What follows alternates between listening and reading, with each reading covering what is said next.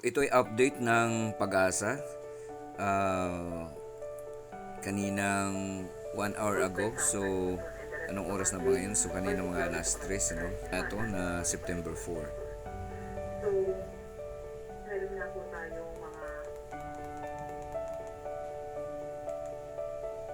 So, sa Metro Manila, sa araw na to ay yellow warning tayo. So, ang yellow warning yun daw ang pinakamababang signal ng or yung color coding ng kung gaano kalakas ang ulan. yung mga paulan, start natin sa mga paulan. So, for today, yung mga paulan na dala ni Enten dito, mostly sa may car, or you get at specific region, again, driving, Ilocos Norte, at Ilocos Sur. So, doon yung mga kanagkila sa mga paulan.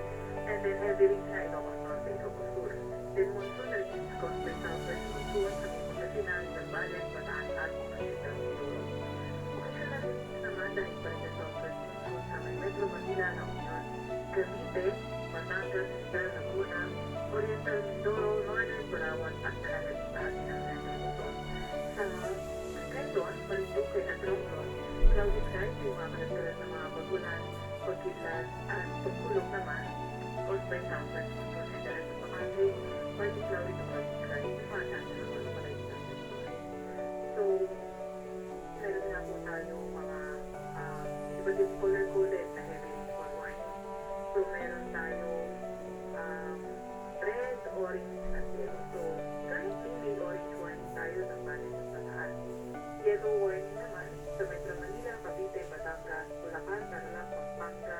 So, patuloy na nating pakinggan itong inuulat ni Pag-asa Forecaster para malalaman natin what lies ahead hours from now and up to what are the coming typhoons within the month of September.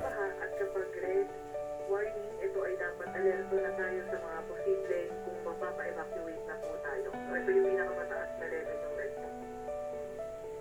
Tomorrow, So, sabi niya tomorrow possible na occasional rain. pag-ulan, pagkikat-patuloy, inaasahan natin. Although mula nung start, hindi naman katulad sa nangyari ng Monday.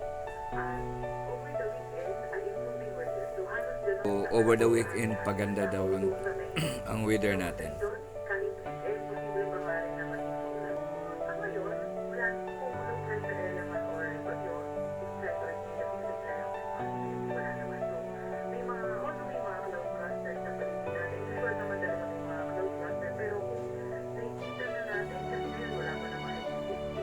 Pero, nakikita kasi natin sa ating produkto na tropical cyclone stress potential na posible na may medium or medium low to medium skies na magkaroon ng tropical cyclone. And then, kaya ang ginagawa po natin ay closely monitoring tayo habang wala pa naman yung mga nakita natin yung pressure area or so. Kasi kung hindi pa siya mag-develop into low pressure area, so hindi pa din natin masasabi yung kung ano ba yung magiging impact niya hanggang hindi pa siya nabuo. Pero pag once na nabuo ito, mas naging na kung paano ba ito posible tumilos at kung ano yung mga areas na posible na ito ma-happen. Pero right now, closely monitoring tayo sa mga posibleng mangyari. Kung kapag nasa may lalitin season na tayo, mas nagiging malapit na yung area kung saan usually napupuan yung mga bagyo. So, ang magiging tendency sa atin ay nagiging mas marami yung bagyo na pumapasok sa ating area of responsibility. However, hindi naman siya nagiging